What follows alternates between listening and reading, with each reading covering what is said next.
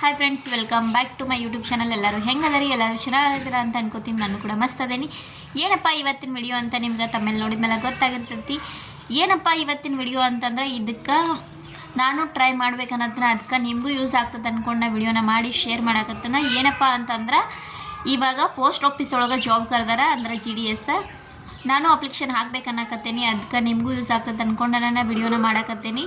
ಏನೇನು ಡಾಕ್ಯುಮೆಂಟ್ಸ್ ಬೇಕು, ಎಲ್ಲೆಲ್ಲಿ ಎಷ್ಟೆಷ್ಟು ವೇಕೆನ್ಸಿ ಇದಾವೆ, ಯಾವ್ಯಾವ ರಾಜ್ಯಗಳ್ದಾಗ ಎಷ್ಟೆಷ್ಟು ವೇಕೆನ್ಸಿ ಇದಾವೆ ಎಲ್ಲ ನಾನು ನಿಮ್ಮ ಮುಂದೆ ತೋರಿಸ್ತೇನೆ. ಸೊ ವಿಡಿಯೋನ ಯಾರು ಸ್ಕಿಪ್ ಮಾಡೋಕ್ಕೆ ಹೋಗ್ಬೇಡ್ರಿ, ಬರ್ರಿ ಕೊನೆವರೆಗೂ ನೋಡಿರಿ, ಸಪೋರ್ಟ್ ಮಾಡಿ. ಹಾಗೆ ಇನ್ನೂ ಯಾರೆಲ್ಲ ಹೊಸಬ್ರೆಲ್ಲ ಇದ್ದೀರಲ್ವ, ನನ್ನ ಚಾನಲನ್ನು ಸಬ್ಸ್ಕ್ರೈಬ್ ಮಾಡ್ಕೊಂಡಿಲ್ಲ ಅಂದರೆ ದಯವಿಟ್ಟು ನನ್ನ ಚಾನಲನ್ನು ಸಬ್ಸ್ಕ್ರೈಬ್ ಮಾಡ್ಕೊಂಡು ಬೆಲ್ ಐಕನ್ ಆಲ್ ಅಂತ ಸೆಲೆಕ್ಟ್ ಮಾಡ್ಕೊಳ್ಳಿ. ಮತ್ತು ಹಾಗೆ ನನ್ನ ವಿಡಿಯೋ ನಿಮಗೆ ಇಷ್ಟ ಆದ್ರೆ ನಿಮ್ಮ ಫ್ಯಾಮಿಲಿ ಫ್ರೆಂಡ್ಸ್ಗೂ ಶೇರ್ ಮಾಡಿ. ಮತ್ತು ಯಾರ್ಯಾರು 18ರಿಂದ 40 ವರ್ಷದ ತನಕ ಐತಲ್ಲ, ಅದಕ್ಕೆ ಅವರೆಲ್ಲರೂ ಈ ಜಾಬ್ಗೆ ನಾವು ಅಪ್ಲೈ ಮಾಡ್ಬೋದು.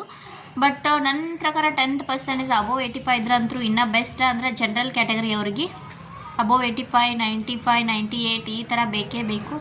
ಸೊ ನೋಡೋಣ ಬರ್ರಿ, ಎಲ್ಲೆಲ್ಲಿ ಹೆಂಗೆ ಹಾಕಿದ್ರೆ ಏನು ಯೂಸ್ ಆಗ್ತೈತಿ ಅಂದ್ಕೊಂಡು ನಿಮ್ಗೆ ಶೇರ್ ಮಾಡ್ತೀನಿ.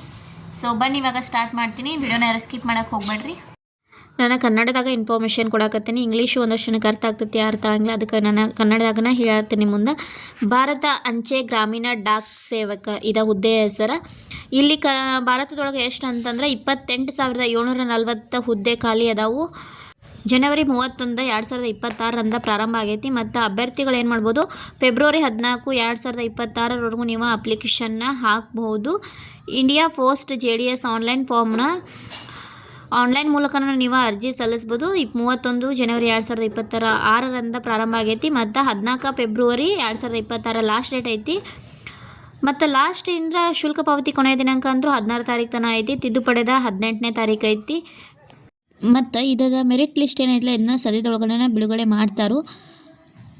ಅಭ್ಯರ್ಥಿಗಳು ಇಂಡಿಯಾ ಪೋಸ್ಟ್ JDS ಅಧಿಕೃತ ವೆಬ್ಸೈಟ್ನಿಂದನೂ ಕೂಡ ನೀವು ಇದನ್ನು ಚೆಕ್ ಮಾಡ್ಕೋಬೋದು. ಸಾಮಾನ್ಯ OBC ಅವರಿಗೆ ಅರ್ಜಿ ಸಲ್ಲಿಸೋಕೆ 100 ರೂಪಾಯಿ ಐತಿ. SC ST PHಗೆ ಅವರಿಗೆ ಅಮೌಂಟ್ ಇಲ್ಲ.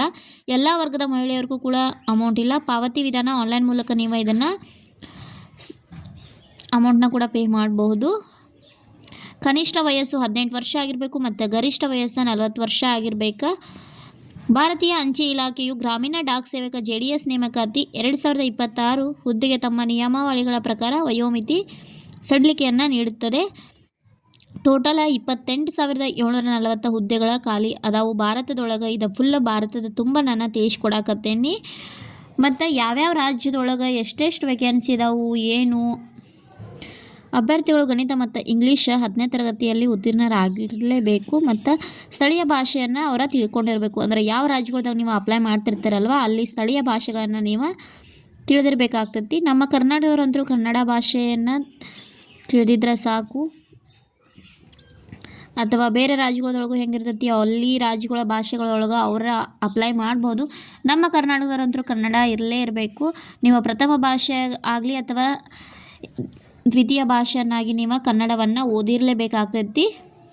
ಒಬ್ಬರು ಏನು ಮಾಡ್ತೀರಿ, ಹಿಂದಿ ಉರ್ದು ಈ ಥರ ಇದ್ದವರು ನಿಮ್ಮ ಫಸ್ಟ್ ಅಥವಾ ಸೆಕೆಂಡ್ ಕನ್ನಡ ಇದ್ದೇ ಇರಬೇಕು. ಅಂಥವ್ರಿಗೆ ಇದು ಅರ್ಜಿಯನ್ನು ನೀವು ಸಲ್ಲಿಸ್ಬೋದು. ಸರ್ಕಾರಿ ಹುದ್ದೆಗಳು ಇಲ್ಲಿ ಇಷ್ಟೊಂದು ಖಾಲಿ ಅದಾವು.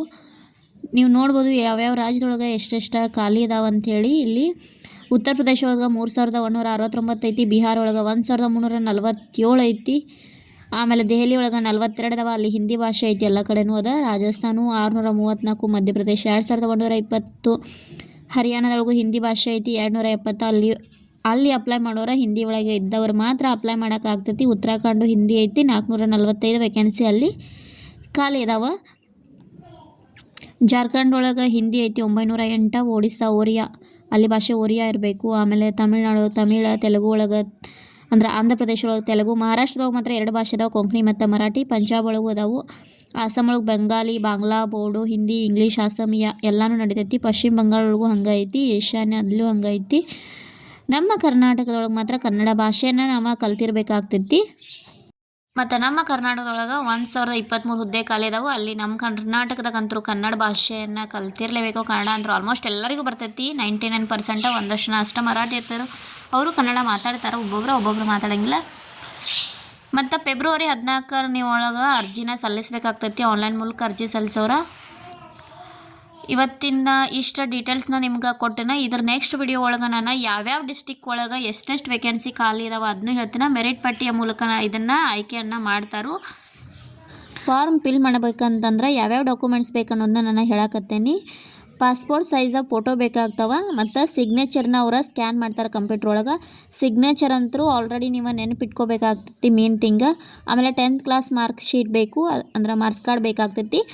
ಆಮೇಲೆ ಕ್ಯಾಟಗರಿ ಸರ್ಟಿಫಿಕೇಟ್ ಮಾತ್ರ ಬೇಕಾಗ್ತೈತಿ. SC ST OBC EWS ಇದ್ರೆ ನೀವು ಕ್ಯಾಟಗರಿ ಸರ್ಟಿಫಿಕೇಟ್ನ ಅಲ್ಲಿ ಹಚ್ಚಬೇಕಾಗ್ತೈತಿ. ಮತ್ತು PWD ಸರ್ಟಿಫಿಕೇಟ, ಆಮೇಲೆ ಆಧಾರ್ ಐಡೆಂಟಿ ಡೀಟೇಲ್ಸ್ ಅಂದರೆ ನಿಮ್ಮ ಅಡ್ರೆಸ್ ಡೀಟೇಲ್ಸ್ ಎಲ್ಲ ಕೊಡಬೇಕಲ್ಲ, ಅದಕ್ಕಾಗಿ ಆಧಾರ್ ಕಾರ್ಡ್ ಹಚ್ಚಬೇಕಾಗ್ತೈತಿ. ಮತ್ತು ನಿಮ್ಮ ಮೊಬೈಲ್ ನಂಬರ್ ಯಾವ್ದು ಆ್ಯಕ್ಟಿವ್ ಇರ್ತೈತಲ್ಲ ಆ ಮೊಬೈಲ್ ನಂಬರ ಮತ್ತು ಇಮೇಲ್ ID ಕಂಪಲ್ಸರಿ ಕೊಡಲೇಬೇಕಾಗ್ತೈತಿ. ಯಾಕಂದ್ರೆ OTP ಬರ್ತೈತಿ ಮತ್ತು ನೋಟಿಫಿಕೇಶನ್ ಕೂಡ ಬರ್ತೈತಿ. ನೀವು ಸೆಲೆಕ್ಟ್ ಆದರೂ ನಿಮ್ದು ಮೊಬೈಲ್ ನಂಬರ್ಗೆ ಅಥವಾ ಇಮೇಲ್ IDಗೆ ನಿಮ್ಗೆ ನೋಟಿಫಿಕೇಶನ್ ಬರ್ತೈತಿ. ಅದಕ್ಕಾಗಿ ಯಾವ್ದು ಆ್ಯಕ್ಟಿವ್ ಇರ್ತೈತಲ್ಲ ಅದನ್ನ ಮೊಬೈಲ್ ನಂಬರ ಮತ್ತು ಇಮೇಲ್ IDನ ಕರೆಕ್ಟಾಗಿ ಕೊಡ್ರಿ. ಸೊ ಇವತ್ತಿನ ಇಷ್ಟ GDS ಅಂದರೆ ಪೋಸ್ಟ್ ಆಫೀಸ್ ಬಗ್ಗೆ ಇನ್ಫಾರ್ಮೇಷನ್ ಕೊಟ್ಟನ. ಇನ್ನು ನೆಕ್ಸ್ಟ್ ವಿಡಿಯೋ ಒಳಗೆ ನಾನು ಯಾವ್ಯಾವ ಡಿಸ್ಟಿಕ್ ಒಳಗೆ ಎಷ್ಟೆಷ್ಟು ವೇಕೆನ್ಸಿ ಅದಾವ, ಯಾವ ಡಿಸ್ಟಿಕ್ಗೆ ಹಾಕಿದ್ರೆ ಬೆಟ್ರ್ ಅನ್ನೋದನ್ನ ನೆಕ್ಸ್ಟ್ ವಿಡಿಯೋ ಒಳಗೆ ನಾನು ಹೇಳ್ತೀನಿ. ನಿಮ್ಗೆ ಇವತ್ತಿನ ನನ್ನ ವಿಡಿಯೋ ಇಷ್ಟ ಆಗ್ತೈತೆ ಅಂದ್ರೆ ಪ್ಲೀಸ್ ಹಂಗೆ ಒಂದು ಲೈಕ್ ಮಾಡಿ, ನಿಮ್ಮ ಫ್ಯಾಮಿಲಿ ಫ್ರೆಂಡ್ಸ್ಗೂ ಶೇರ್ ಮಾಡಿ. Thank you.